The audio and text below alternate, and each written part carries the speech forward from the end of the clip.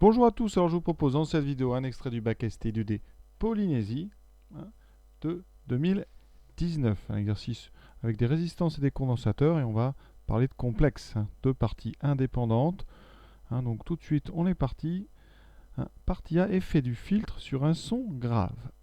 Il y a donc I, donc carré vaut -1, mais il y a aussi -I. Quelle est la différence entre les deux? Eh bien I, I s'écrit EI pi sur 2, son argument c'est pi sur 2 et -I.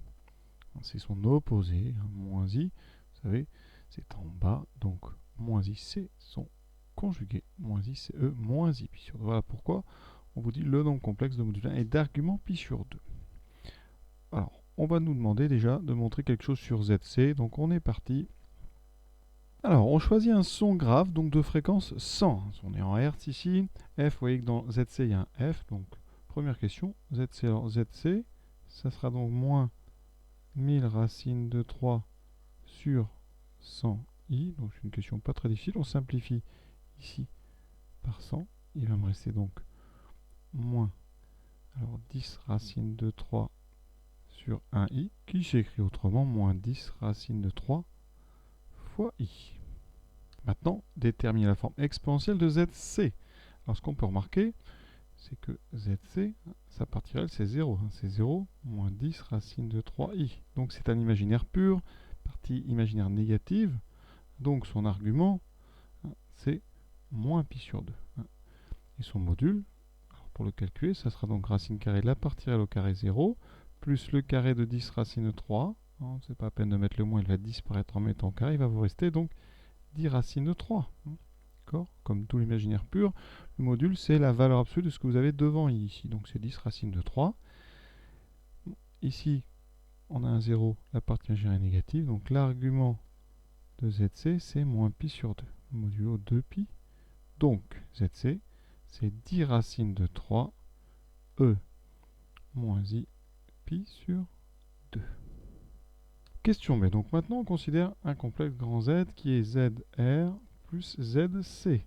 ZR c'est donné dans le texte, c'est 10. Et ZC, on nous a dit que c'était moins 10 racine de 3i. Donc effectivement, on a bien Z qui vaut ça. Ensuite, on nous demande la forme exponentielle. Pour ça, il faut le module. Alors là, on ne complique pas, on calcule le module. Donc partie réelle au carré, 10 au carré, plus la partie imaginaire au carré, donc c'est moins 10 racine de 3. Mais comme c'est au carré, c'est pas la peine de mettre le moins, il va sauter avec le carré. 10 au carré, ça fait 100. Ensuite, avec le carré d'un produit, donc ça fera le carré de 10 fois le carré de racine de 3, donc c'est 3. On obtient donc 100 plus 300, racine de 400. Et comme 20 fois 20, ça fait 400, ça fait 20. Voilà. Ensuite, on va factoriser z par son module. Ça fera donc 10 sur 20, moins 10 racine de 3i sur 20. Et donc 10 sur 20, c'est 1 demi, moins racine de 3 ici. On simplifie aussi par 10, racine de 3. Et maintenant, il faut trouver, alors j'ai oublié de remettre le 20 devant la parenthèse, voilà. Maintenant, on cherche un nombre réel dont le cosinus vaut 1 demi, et dont le sinus vaut moins racine de 3 sur 2. D'accord, le cosinus, je vous rappelle, c'est le complexe, c'est la partie réelle du complexe divisée par son module. C'est-à-dire A sur module de Z. Ici, A, c'était 10 divisé par ce qu'on avait trouvé 20, donc on trouve 1 demi. Vous voyez. Et pareil pour B, B, pour sinus θ, c'est B sur racine de Z, c'est-à-dire moins 10 racine de 3 sur 20, et on trouve bien moins racine de 3 sur 2. Quel est donc ce réel θ qui a un cosinus égal à 1 demi et un sinus égal à moins racine de 3 sur 2? Et bien pour ça, on va faire rapidement un petit quadrillage. Alors, on est dans la famille où les cosinus sont des demi, c'est-à-dire que vous êtes ici. Donc ça, c'est la famille pi sur 3. Sauf que là, on a un cosinus positif, donc à droite, et un sinus négatif, donc on est en bas, dans une famille donc, de pi sur 3. Donc celui qui est en bas, c'est moins pi sur 3. Et donc, θ, c'est moins pi sur 3 modulo de pi, et donc, grand Z, ça sera 20 fois le module E, I, donc on met le moins devant lui, moins I pi sur 3. Question C, donc maintenant on considère ZG qui vaut ZC. Alors ZC, donc on a déjà dit, c'est 10 racine de 3e moins I pi sur 2, ça c'était la question A. divisé par ZR plus ZC qu'on vient de déterminer, 20 fois E moins I, pi sur 3. Alors, première étape, on simplifie. On a 10 et 20 là. Je simplifie, donc il me reste un 2 en dessous. Donc en haut, j'ai racine de 3 sur 2. Maintenant, j'ai des EI quelque chose en haut et en bas. Donc il y a une propriété là qui est capitale. C'est que EI θ sur EI θ' en complexe, ça fait EI θ moins θ'. Dans l'argument d'en haut, vous allez avoir moins θ'. Donc ici, le racine de 3 va rester, le 2 aussi. Et en haut, vous aurez EI, donc de ce qu'il y avait en haut, moins pi sur 2, moins ce qu'il y avait en bas. Alors en bas, il y avait moins pi sur 3. Donc là, vous aurez moins pi sur 3. Donc ça va faire ici moins pi sur 2 plus pi sur 3. Donc ça fait racine de 3 sur 2, EI, donc de moins pi sur 2 plus pi sur 3. Alors, on va calculer ça. Pi sur 2, enfin moins pi sur 2, alors on met tout sur 6, ça fait donc moins 3 pi sur 6 plus 2 pi sur 6. Et vous voyez que ça fait racine de 3 sur 2, I, alors ça fait moins 3 plus 2, moins pi sur 6. C'était exactement ce qu'on vous demandait de faire, donc CQFD. Alors, on vous demande maintenant la valeur exacte du gain du filtre, qui est ZG, donc il vous faut donc calculer le module de ZG. Donc module de ZG, c'est module de racine de 3 sur 2e moins I pi sur 6. Et ça, c'est une forme exponentielle. Donc le module, c'est le nombre positif qu'il y a devant, c'est racine de 3 sur 2. Donc la calculatrice, combien vaut racine de 3 au centième? Racine de 3 sur 2 au centième. Vous voyez qu'on trouve 0,866, donc au centième, ça fait 0,87. Donc à peu près 0,87. Et la partie A est déjà terminée. Dans la partie B, on va prendre f égale 1000 fois racine de 3. Et on vous demande de montrer que ZG, c'est moins I sur 10 moins I. Alors ça, c'est juste du calcul, on va dire, algébrique. On détermine d'abord ZC.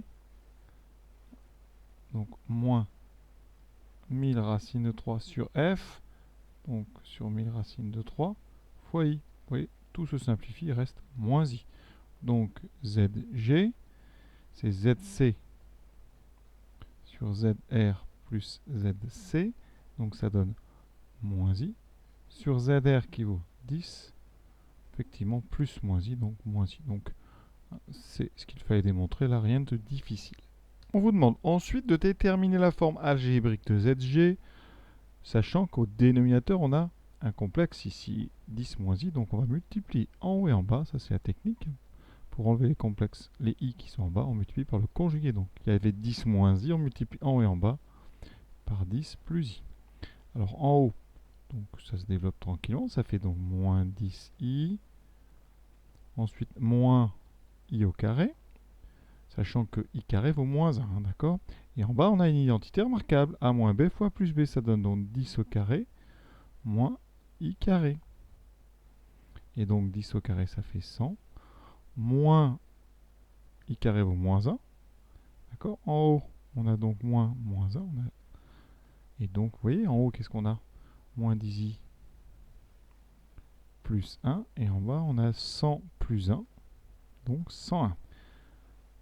On sépare ça en deux, ça fait donc moins 10i sur 101 plus 1 sur 101. On va d'abord mettre la partie réelle, ça fait 1 sur 101 plus i facteur de moins 10 sur 100. Et ça, c'est ce qu'on appelle une forme algébrique avec la partie réelle de ZG qui vaut 1 sur 101 et la partie imaginaire de ZG qui vaut ce qui est entre parenthèses ici, moins 10 sur 101. Dans la partie imaginaire, on ne met pas le i, je rappelle.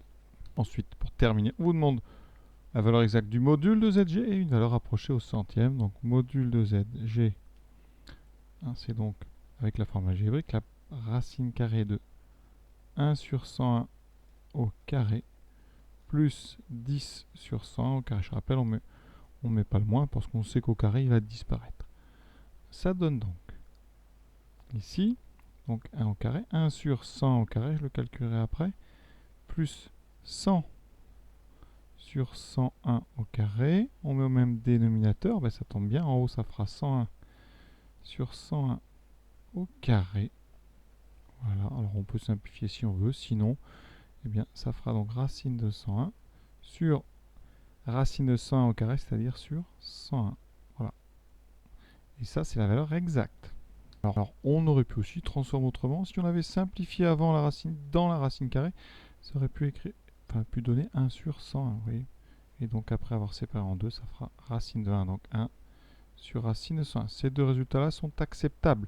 Maintenant, calculatrice, pour avoir une valeur approchée, vous voyez qu'on trouve 0,0995, etc. Arrondi à deux chiffres après virgule, on va mettre 0,10. Donc ici, à peu près, donc module de ZG est à peu près égal à 0,10. Voilà. Et cet exercice est terminé. Voilà, j'espère que ça vous a plu. Bonne journée à tous.